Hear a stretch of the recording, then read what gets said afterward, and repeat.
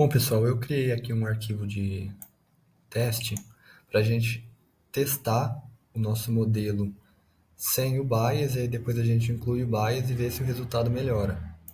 Então eu vou printar aqui essa tabela para vocês verem, a tabela que eu gerei. Então aqui no lado esquerdo a gente tem o x, do lado direito a gente tem o y. E aí então aqui eu criei um modelo que vai ter o input, duas camadas ocultas de 3 neurônios cada, com função de ativação sigmoide, e aqui uma saída linear. A gente vai treinar por 30.000 épocas, que a gente pode printar as métricas também. E aí depois eu vou pegar essa base aqui e concatenar aqui, criar uma outra coluna com o resultado que o modelo previu para a gente conseguir visualizar isso aqui. Eu fiz um scriptzinho em R, e aí eu vou salvar isso num arquivo e printar um gráfico para a gente ver. Então eu vou rodar aqui.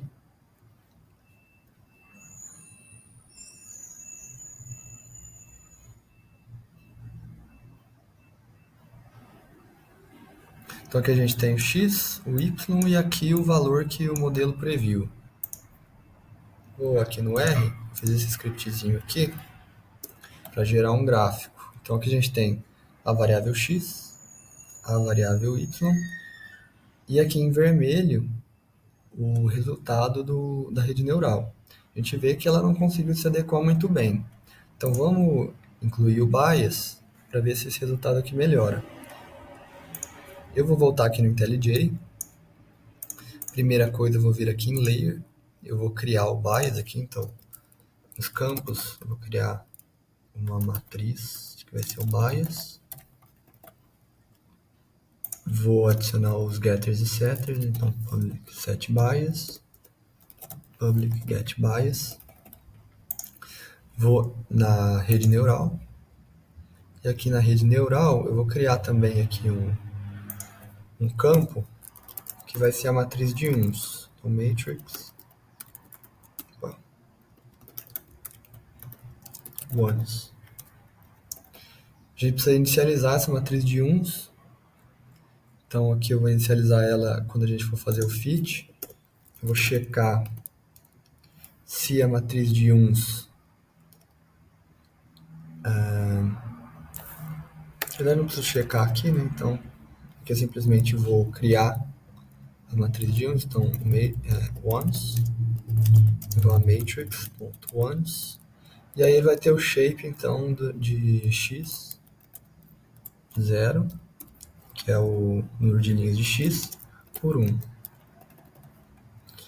Aqui em train on batch, eu posso executar esse código aqui sem precisar do fit necessariamente. Então aqui, vou fazer uma lógica. Então eu vou ver se a matriz de uns já existe. Então se ones é igual a nulo, ou se a matriz de uns existir, se ela tem um shape diferente de x, a gente também vai criar uma outra, para a gente conseguir utilizar train on batch para x com números de elementos diferentes, né? Então, se x.shape é igual a shape no índice 0, que é o número de linhas, for diferente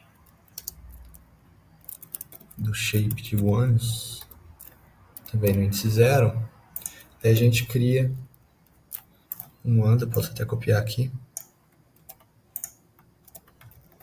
E aí a matriz vai estar criada, sempre quando a gente for treinar o modelo. Eu vou então aqui em feedforward, logo após esse trecho de código, aqui a atribuição da layer, a gente vai criar o bias se ele não existe. Então aqui se layer.getBias for nulo, a gente vai criar um bias, então layer.setBias vai ser uma matriz randômica, e aí o shape é 1 pelo número de unidades da layer, então layer.getUnits. Então aqui agora a gente vai ter o z sendo igual a saída da camada anterior vezes o peso, mais a matriz de 1 vezes o bias. Então aqui a gente vai ter ainda add, a gente vai somar a matriz de 1 multiplicada pelo bias. Aqui então na retropropagação a gente precisa atualizar o bias. E aí então aqui a gente vai setar, então layer.set bias vai ser o próprio bias menos o gradiente, que vai ser então a matriz de 1 transposta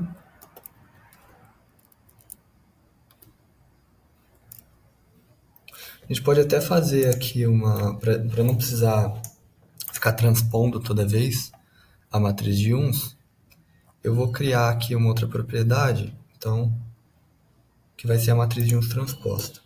Então, private matrix ones T, esse é 1s transposta. Posso dar um nome aqui de transposed ones. E aí, a hora que a gente for implementar aqui, instanciar a matriz de 1s,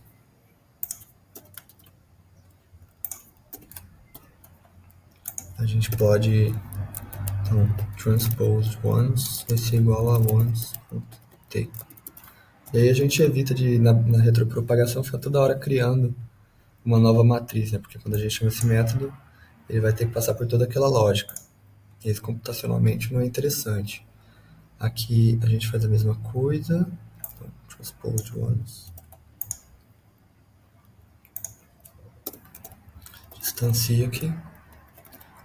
E aqui na retropropagação a gente pode utilizar a matriz de 1s transposta. Então, transposed ones multiplicada aí, então, pelo delta. Então, layer.getDelta. E isso tudo multiplicado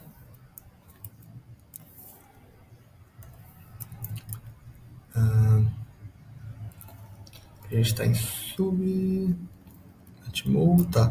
Então isso tudo multiplicado pelo learning rate. Então agora vamos testar esse código para ver se a gente tem um resultado mais interessante. Então vou executar, esperar ele treinar aí para as 30 mil épocas.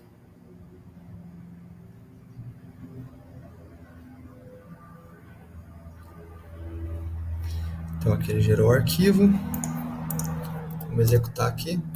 Então aqui a gente pode ver que a previsão aqui ela se adequou muito melhor aos dados com a inclusão do bias, pessoal. Uma coisa interessante é que, se eu voltar aqui, se eu remover todas as camadas ocultas que eu tenho aqui e deixar apenas uma camada de entrada e aqui uma camada de saída com ativação linear, a gente vai ter a mesma coisa que uma regressão linear, né? Então isso aqui é uma regressão linear. Então se eu executar esse código, esperar ele treinar aí para as 30 mil épocas, quando eu venho aqui e executo, vocês podem ver que a gente tem uma regressão linear, beleza? Então, até o próximo vídeo.